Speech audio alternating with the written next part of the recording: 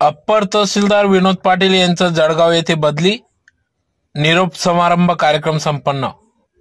याबाबत अधिक वृत्त असे की धुळे शहरातील अप्पर तहसीलदार विनोद पाटील यांची जळगाव येथे बदली झाली असून आज त्यांचा निरोप समारंभ कार्यक्रम धुळे जिल्हाधिकारी कार्यालय येथील नियोजन सभागृहात घेण्यात आला। यावेळी जिल्हाधिकारी, तहसीलदार, मंडळाधिकारी, तलाठी मोठ्या संख्येने उपस्थित होते। तर अतिशय कमी काळात अप्पर तहसीलदार विनोद पाटील यांनी आपले कामाची छबी या ठिकाणी धुळे जिल्ह्यात उमटवली, ज्यात धुळे शहरात मोठ्या प्रमाणात अवैध गौण खनिज महसूल विभागाच्या वतीने कारवाई करण्यात आल्या। मोठ्या स्वरूपात महसूल वसुली करून दिला। त्यामुळे जिल्हाधिकारी यांनी देखील या संदर्भात विनोद पाटील यांचे कौतुक केले व अतिशय चोखपणे आपली कर्तव्य बजावले असल्याने त्यांचं कौतुक सत्कार देखील करण्यात आला। तर विनोद पाटील यांनी धुळे शहर अप्पर तहसीलदार म्हणून ज्या दिवशी रुजू झाले त्या दिवसापासूनच आपल्या कार्यशैलीच्या माध्यमातून या ठिकाणी संपूर्ण धुळे शहराला गौण खनिज अवैध वाहतूक करणाऱ्यांचे धाबे दणाणले होते। तर अशा या अप्पर तहसीलदार विनोद पाटील यांचा आज निरोप समारंभ या ठिकाणी कार्यक्रम घेण्यात आला। तर त्यांना पुढील भावी वाटचालीस शुभेच्छा देखील देण्यात आल्या। यावेळी सर्व अधिकारी कर्मचाऱ्यांनी या ठिकाणी त्यांचा सत्कार केला। आदरणीय श्री पाटील साहेब, गेल्या 8 महिन्यात नावातच असणारा विरोध हा प्रत्येक शब्दात त्यांचा येत होता। दरवेळेस म्हटलं जातं की चांगल्या ठिकाणी जमलं तर मी तिकडे जाईल। सरांची पण इच्छा होती, मला जळगावला नांदायला जायचंय, मला नंदुरबार नकोय, तरी साहेबांची जळगाव येथे बदली झाली। सरांनी गेल्या 8 महिन्यात खरंच अपेक्षेपेक्षा जास्तीची कामं आमच्याकडनं, म्हणजे प्रशासनाला त्या गोष्टीचा फायदा कसा होईल, जमिनीची महसूलची वसुली करत असताना किंवा शहरातील अनधिकृत गौण खनिजच्या कारवाई करत असताना नेहमी रात्र पाठीशी उभे राहिले आणि शासनाची वसुली कधी नव्हत। मला देखील या जिल्ह्यात 2 वर्ष झाले धुळे मंडळाधिकारी म्हणून, कधी नव्हत इतका मोठा आकडा वसुलीचा पार करताना साहेबांसोबत आम्हाला देखील आनंद होत आहे। तसं बघायला गेलं तर प्रत्येक शब्दामागे मी PSI आहे दावळे हे लक्षात ठेव। हो सर, आणि सरांचा पहिला परिचय हा प्रत्येकाला मी PSI आहे तुझ्या बापात राहा, मग रात्री 2 वाजता का कुणाचं राज्य घेणं होईल, राज्य घ्यायला कधी पडलेले नाहीये। अशा 8 महिन्यात सहवास लावला सर, आपण दिलेल्या सेवेचा आम्हाला निश्चित भविष्यात देखील त्याचा निश्चित फायदा होईल आणि आपल्या पुढील भावी वाटचालीसाठी खूप खूप शुभेच्छा। आजच्या निमित्ताने आपण जे काही आढावा सभा झाली त्याच्यासाठी मी सर्वांचा आभारी तर आहेच। आमचे मित्र शिवाडे साहेब यांचं वारंवार सहकार्य लाभलेलं आहे। माझी टीम मला ओळखते तशी आपणही सर्वजण ओळखता। थोडक्यातनं असं सांगेन की मी तिकडे म्हणजे विदर्भात नोकरी करत असताना मला नोकरी असं कुठे करावी, अमुक ठिकाणी करावी, म्हणजे जसं AR झालं PSIचा राजीनामा दिल्यानंतर, तर ते प्रयत्न करून मग गडचिरोलीत गेलं। तर गडचिरोली सुद्धा आनंदानेच मी तिकडे शेवटी काय आहे, मी असं मानतो की आता महसूल खात्याचं कामकाज तुम्ही आपण गेले अनेक वर्ष काही नवीन लोक जर सोडली तर तसं अतिशय कंटाळवाणं आणि फार म्हणजे 16 तास आपण तणावाखाली असतो, काम करत असतो। आणि मग ते करत असताना मी आता अकोल्याला प्रोबेशनर असताना 6 महिन्यावर नायब तहसीलदार म्हणून काम करायला लागतं। 450 डाईंग डिक्लेरेशन घेतली होती, म्हणजे रोज पोलीस गाडी येणार, त्याला घेऊन जाणार आणि ते डाईंग DD घ्यायला, तुम्हाला माहित आहे सगळं। तर अशा सुद्धा मग त्याच्यातून एक गोष्ट असले तरी लोक व्यसन वगैरे करतात। मी सुरुवातीच्या काळात करायचो, अगदीच आज निर्व्यसनी आहे असं नाही, परंतु तो काही उपाय असू शकत नाही। मग ही पद्धत जसं शेखर गायकवाड सर आम्हाला यशमध्ये शिकवायला होते, विनोद बुद्धी जे जसं कमिशनर साहेब उच्च पदावरचे लोक आहेत फार तणावग्रस्त, ते छोटे मोठे विनोद करत राहणे, त्याच्यातून आपलं जे काम आहे जसं आता वाहन त्याच्यावर कारवाई फार असं कंटाळवाणं वाटायचं की मग ते प्रतिसाद घेत नाही. जसं नानांनी सांगितलं की बाबा फार करून घेत नाही. मी आलो तर मला आल्याच मला वाटतं दुसरा का तिसरा दिवस होता. मग डॉक्टर साहेबांनी सांगितलं की बाबा ती वसुली तुमची काही 40% काहीतरी ती होती आणि गौणखनिज वगैरे ते सगळं दोन्ही मिळून कमी होतं. मग म्हटलं बापरे आल्याच आणि पोटेन्शियल नाही आहे परत ते सगळं.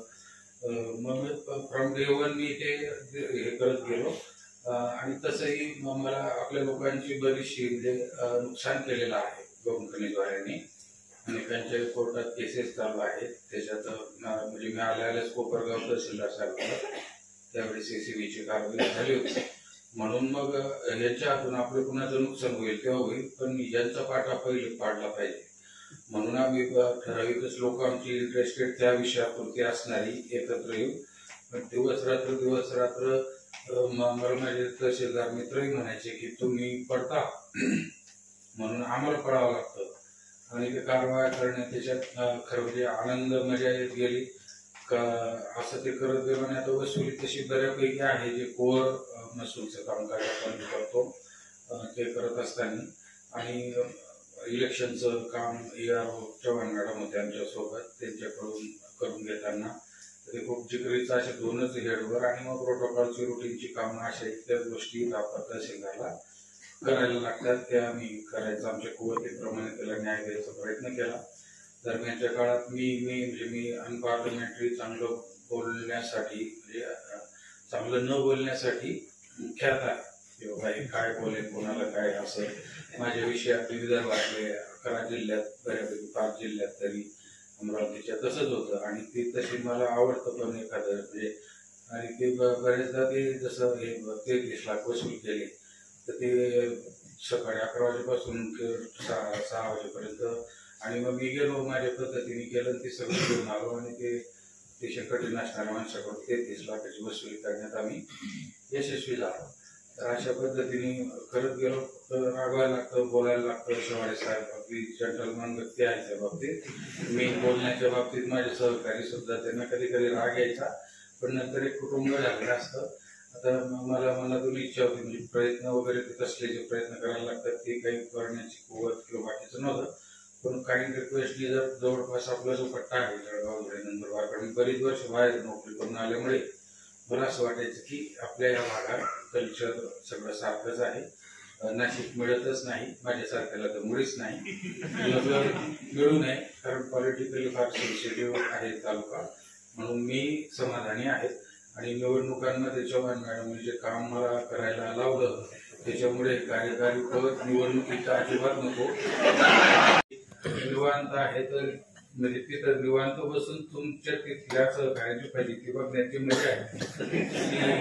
काय मला म्हणजे वडापाव खाऊन रात्री 24/7 सगळे मला तर जावळे साहेब बोलले होते की आता तुमच्यासाठी बदली झाली तर बरं कारण शहराला खूप त्रास होतो.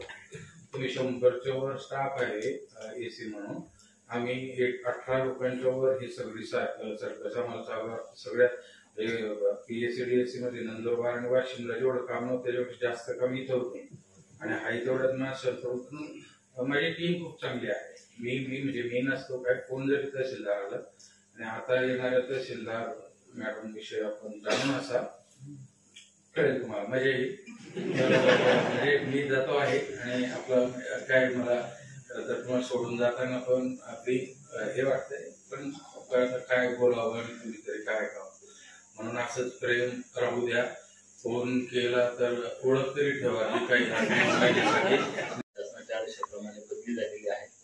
आपली मीटिंग होतेच, ते सगळी कन्फ्युजन होतं मीटिंगला यायचं का नाही किंवा कसं. तर त्यांना म्हटलं किंवा येऊन जा. त्यानिमित्त आम्ही शेवटचं ओळख परेड झालीच थोडी का होईना.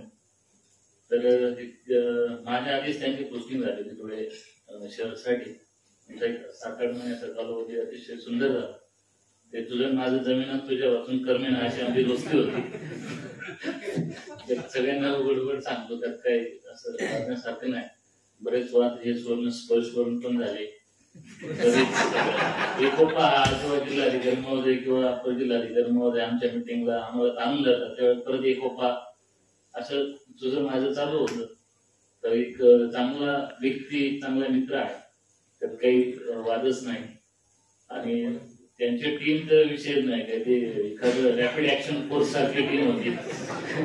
पुढे गावडे नियमाने माग बाविस्कर आणि पलवाडीची सर्कलाची एकदम एकत्र निघायची. ते तसं काही पोलिसांचं नसतं, पोलिसांनी पुढे मागं 2 गार्ड, पुढे 2 गार्ड, तसंच ऍक्शन वगैरे घ्यायची ना. अतिशय डेंजरस ऍक्शन.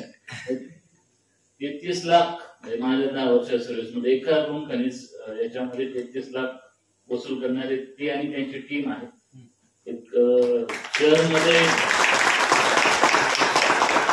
शहरामध्ये वसूल करणं तसं फार डिग्रीचं रिस्की असतं, पॉलिटिकल प्रेशर असतो आणि लोकांची शहरामध्ये वसुली करण्याची फारशी इच्छा नसते. तर मी नाशिकला काम केल्यामुळे मला माहिती आहे, त्याच्यामुळे शहरामध्ये फार रिस्क आहे. आणि त्यांचं दोघं 853 आणि 29 मध्ये पण चांगले वसूल आहेत. आणि ज्यावेळेस आम्ही रुजू झालो त्याविषयी त्यांचं वरिष्ठांच्या बाबतीत असलेलं मत, आता वरिष्ठांनी त्यांच्याविषयी मत व्यक्त केलं, मग त्याच्यात फार डिफरन्स आहे. एका प्रकारे त्यांची वैयक्तिक अचिव्हमेंटच म्हणता येईल.